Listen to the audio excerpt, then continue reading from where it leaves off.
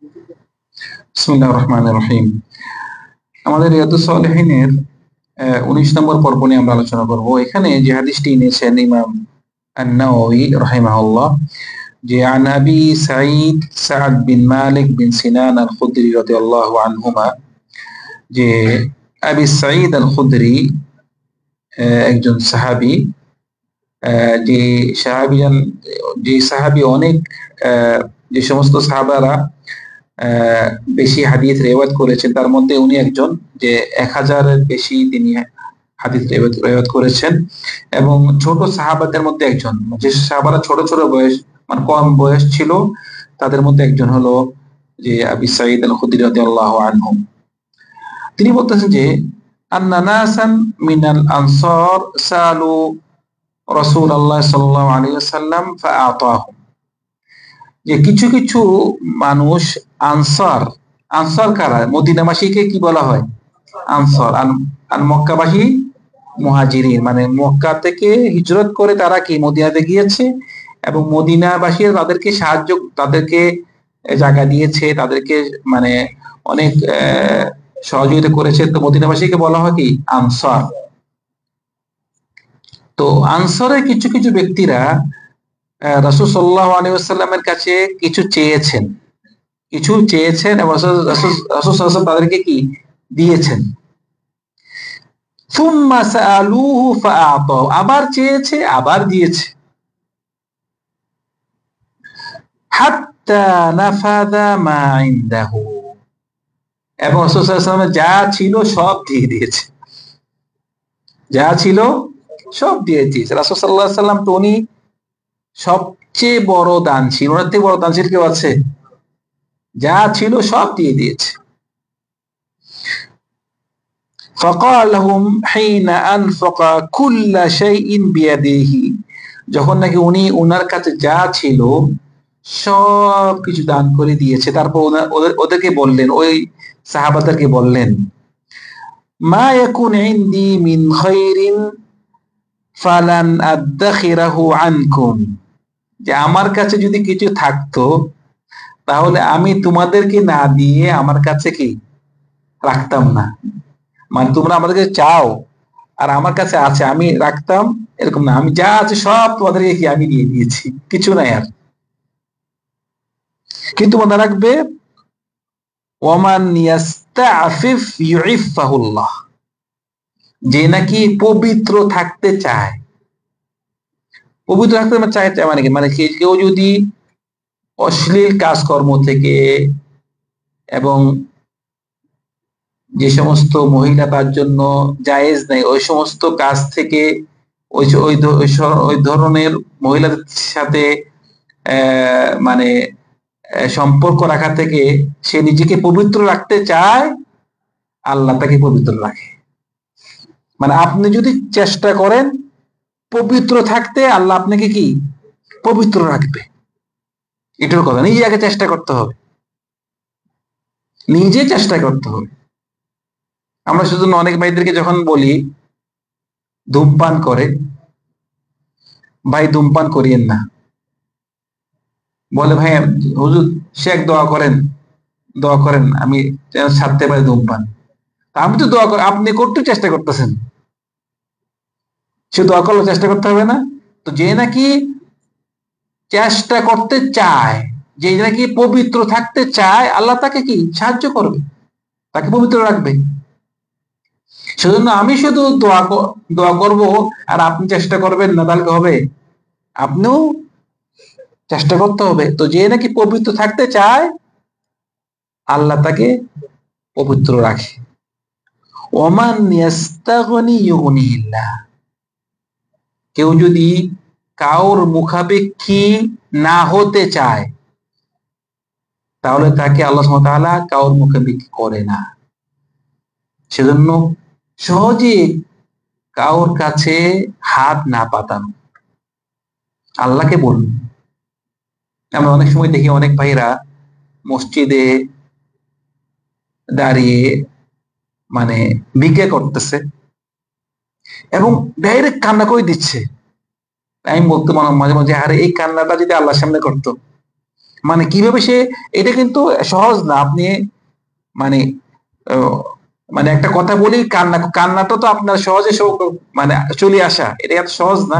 কিন্তু দেখা যাচ্ছে যে মানে নামাজের শেষে দাঁড়িয়ে কিছু কথা বলতেছে এবং কান্না করে দিচ্ছে, সেই মিথ্যা বলুক অসত্য বলুক, কিন্তু এই কান্নাটা আল্লাহর সামনে যদি করতো, সে প্রত্যেক বক্ত কান্না করতেছে মানুষের সামনে ভাবে। তো এখানে বলতেছে যে কেউ যদি কারোর মুখাপেক্ষী হতে না চায়, তাহলে আল্লাহ সুবহানাহু ওয়া তাআলা তাকে কারোর মুখাপেক্ষী করে না। সেজন্য আমরা আল্লাহকে তো কাছে দোয়া করবো, আল্লাহ আমাকে কোনো সময় তুমি কারোর মুখাপেক্ষী করিও না, একমাত্র তোমার মুখাপেক্ষী করো, একমাত্র তোমার কাছে মহতাজ হই, আর কার কাছে মহতাজ না হই। আমরা এইভাবে আল্লাহর কাছে দোয়া করবো। তারপর ওমান ইয়াতাসাব্বার ইউসাব্বিরহুল্লাহ, এটা হলো আমাদের দলিল। কেউ যদি সবর করতে চায়, তাহলে আল্লাহ কি তাকে সবর করতে তৌফিক দান করে। যে আপনি সবর করার জন্য আপনি চেষ্টা করতে হবে, আপনি চেষ্টা করতে হবে যে আমি কিভাবে সবর করতে পারি। শুধু নিজের নাফসকে নিজে কন্ট্রোল রাখা, নিজের নাফসকে কন্ট্রোল করা। আমার একটা অভ্যাস যে আমার আমার রাগ উঠে যায়, চেষ্টা করতে হবে কিভাবে রাগ না উঠে। সবর করার জন্য চেষ্টা করতে হবে। আপনি চেষ্টা করবেন, আল্লাহ সাহায্য করবে। আপনি চেষ্টাই করবেন না, সাহায্য কিভাবে আসবে? সেজন্য সবর, যে নাকি পবিত্র থাকতে চায় আল্লাহ তাকে পবিত্র রাখে, যে নাকি কারোর মুখাপেক্ষী হতে না চায় আল্লাহ তাকে কারোর মুখাপেক্ষী করে না। কেউ যদি সবর করতে চায় আল্লাহ তাকে সবর করতে তৌফিক দান করে। এবং বলতেছে ওয়ামা উতিয়া আহাদান আতাআন খায়রান ওয়া আওসা মিনাস সবর, মানে কোন কাউকে এই সবর থেকে উত্তম এবং প্রশস্ত কিছু দান করা হয় না। সবর হলো সবচেয়ে উত্তম একটি মানে সিফাত, যে সবর থেকে উত্তম এবং সবর থেকে প্রশস্ত কিছু কাউকে দান করা হয়নি। মানে সবরটি সবচেয়ে উত্তম, সবচেয়ে প্রশস্ত একটি সিফাত। এই হাদিসটি ইমাম বুখারী এবং মুসলিম riwayat করেছেন। তো এখানে আমরা যা শিখতে পেরেছি যে সবর নিয়ে কথা, যে আমরা যেন সবর করতে চেষ্টা করি, নিজেরা নিজেরা সবর করতে চেষ্টা করি। আমরা যখন চেষ্টা করব আল্লাহ সুবহানাহু ওয়া তাআলা আমাদেরকে এই সবর করতে আমাদেরকে তৌফিক দান করবেন। তারপর যে হাদিসটি আমি শেষ করব, সেই হাদিসটি আন আবি ইয়াহইয়া সুহাইব বিন সিনান রাদিয়াল্লাহু আনহু থেকে বর্ণিত।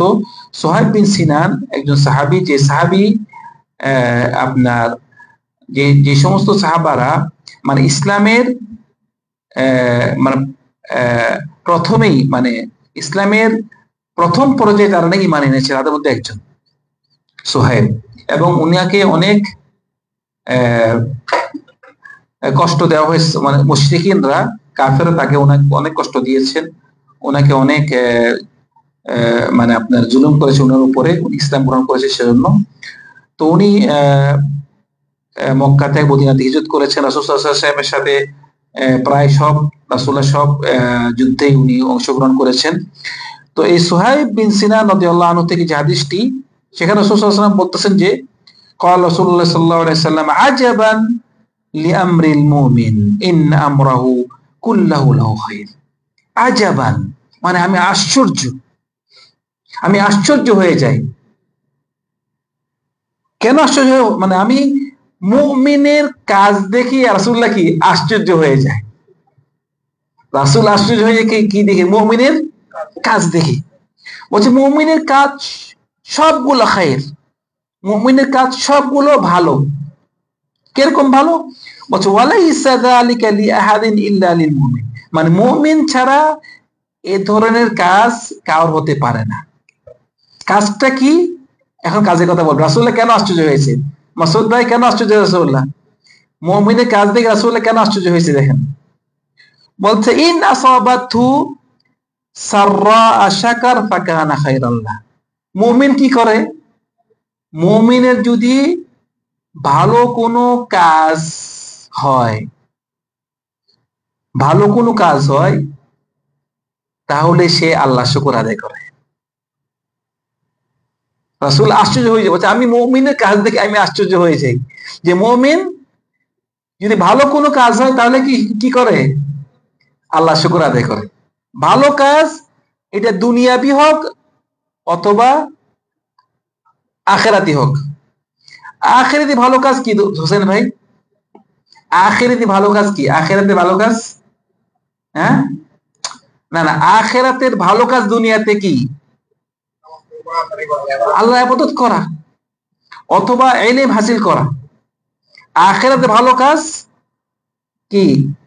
কোনো জ্ঞান অর্জন করা অথবা কোনো ইবাদতে লিপ্ত হওয়া অথবা কোনো হারাম কাজ থেকে দূরে থাকা, এগুলো সব আখেরাতি কাজ। তো এই কাজটা যার দ্বারা হয় তখন সে আল্লাহ শুকর আদায় করে। মানে আপনি একটা জ্ঞান অর্জন করতে পারছেন, আলহামদুলিল্লাহ। অথবা আপনাকে আল্লাহ সুবহানাহু ওয়া তাআলা নামাজ পড়তে তৌফিক দান করেছেন, তা আমি সময় মতো নামাজ পড়েন, তখন আল্লাহ আলহামদুলিল্লাহ, আল্লাহ তুমি আমাকে তৌফিক দান করেছো। অথবা আপনি প্রতি এক সপ্তাহে কোরআন খতম দেন, আল্লাহ শুকর আদায় করো, আল্লাহ আলহামদুলিল্লাহ। এরা মানে এরকম বলবেন না যে দেখো কিরকম আমি পড়তে, ও কিছু পড়ে নামাজ পড়ে না। মানে এটা আপনার কোনো, মানে এটা আল্লাহ আপনাকে তৌফিক দান করেছে, সেজন্য আল্লাহ শুকর আদায় করবেন যে আল্লাহ আপনাকে ইবাদতটা করতে তৌফিক দান করেছেন। অথবা হারাম কাজ, এক ব্যক্তি হারাম কাজ করতেছে, ওই হারাম কাজ থেকে আপনি দূরে আছেন, আপনার আল্লাহ আলহামদুলিল্লাহ, আল্লাহ তুমি আমাকে ওই হারাম কাজ থেকে আমাকে তুমি মুক্ত রেখেছো। সেজন্য যদি আপনার একটা একটা নিয়ামত করি থাকেন, নিয়ামত আপনার দ্বারা হয়ে থাকে, তাহলে আপনি কি করেন? শুকর আদায় করেন। এটা হলো আর দুনিয়াবি নিয়ামত যদি হয়, তাও দুনিয়াবি নিয়ামত যেরকম কিরকম, আপনার টাকা পয়সা, ব্যবসা ভালো, টাকা পয়সা হলো, আপনার শরীর ভালো, সন্তান, আপনার সন্তান এসেছে, ফ্যামিলি এসেছে, ফ্যামিলি আছে, তখন কি করা? আল্লাহ শুকর আদায় করে। আর কাফের হলো উল্টো, কাফের যখন নাকি কি হয়, কোন নিয়ামত হয়, অথবা কাফের অথবা কোন ফাসিক মুমিনদের মধ্যে যদি নিয়ামত হয়, তখন কি বলে? আমার জন্য হয়েছে, আমি কাজ করছি, আমার ঘাম দিয়ে এই বিল্ডিং বানাইছি। দেখো করুন বলছে ক্বালা ইন্নামা উতিতুহু আলা ইলমিন ইনদি, করুন যে আমার জ্ঞানের দ্বারা আমি আমার এই ধন দৌলত হয়েছে। আজকে অনেক ভাইরা বলে আরে ভাই কষ্ট করছি পাইছি, কষ্ট করে আমার ঘাম দিয়ে এই বিল্ডিংটা বানাইছি আমি। আল্লাহ শুকর আদায় করা। আবার ইবাদত করতেছে, আবার গর্ব করে যে আমি এটা করি, হজ করছি 10টা, উমরা করছি 100টা। ভাই আপনি করছেন বড় দরকার আছে এগুলা? আল্লাহ শুকর আদায় করতে, আল্লাহ আপনাকে তৌফিক দান করছে। ঘুরি ঘুরে শুধু ওনার ওনার ইবাদতে করা বলে আমি তাহাজ্জুদ নামাজ পড়ি, তাহাজ্জুদ নামাজ 70 রাকাত পড়ি, 80 রাকাত পড়ি। আপনি পড়েন তো কি হয়েছে, আমাকে বলা দরকার আছে এগুলা? এগুলা গোপন রাখেন। তো বললাম যে মুমিন হলো, রাসূল আশ্চর্য হয়ে যাচ্ছে মুমিনের অবস্থা, যে যখন নাকি নিয়ামত আসে তখন কি করে? শুকর আদায় করে। এবং এটা তার জন্যই খায়ের, তার জন্য কল্যাণ। ওয়াইন আসাবাতহু দাররা, ওয়াইন আসাবাতহু দাররাউ সাবার ফাকানা খায়রান লাহ। এবং তার যদি কোনো মুসিবত আসে তখন কি করে? ধৈর্য ধরে, সবর করে। এর উল্টো কি? কাফের এবং ফাসিক যখন মুসিবত আসবে তখন হায় আল্লাহ, হায় হায় কর, কেন এটা হইলো, হায় হতাশ করা। মানে মুমিন দেখেন নিয়ামত এসেছে আল্লাহ শুকর আদায় করে, মুসিবত এসেছে সবর করে। কিন্তু কাফের ফাসিক নিয়ামত এসেছে নিজের বাহাদুরি দেখায়, যখন মুসিবত আসবে তখন কি করবে? হায় হতাশ করে, কেন হলো, কেন হলো। এমন আছে যে এটার জন্য মানে একটা মুসিবত এসেছে, এই মুসিবতের জন্য সে এমন কাজ করে, ওই কাজের জন্য তার ওই সওয়াবটাও চলে যায়, মুসিবতের সওয়াবটা পায় না, তখন তখন আর সওয়াবটা পায় না, হায় হতাশ করে সওয়াবটা মানে তখন আর সওয়াবটা পায় না। তো এটা রাসূল সাল্লাল্লাহু আলাইহি সাল্লাম তিনি বলতেছেন যে আমি আশ্চর্য হয়ে যাই, মুমিনের কাজ দেখে আমি কি আশ্চর্য, যে সে সবর করে এবং শুকর শুকর মানে নিয়ামত হলে সবর করে এবং মুসিবত আসলে কি সে সবর করে। তো এই হাদিসটি ইমাম মুসলিম রওয়ায়াত করেছেন। আল্লাহ সুবহানাহু ওয়া তাআলা আমাদের সবাইকে মুমিনের সিফাত দান করুন, আমরা যেন এভাবে যে কোনো নিয়ামত আমাদের মাঝে থাকলে আমরা যেন আল্লাহ শুকর আদায় করতে পারি, এবং যখন নাকি আমরা কোনো যদি মুসিবত আসে আমরা যেন সবর করি। ওয়া সাল্লাল্লাহু আলা সাইয়্যিদিনা মুহাম্মদ ওয়া আলা আলিহি ওয়া সাহবিহি আজমাইন। আসসালামু আলাইকুম ওয়া রাহমাতুল্লাহি ওয়া বারাকাতুহু।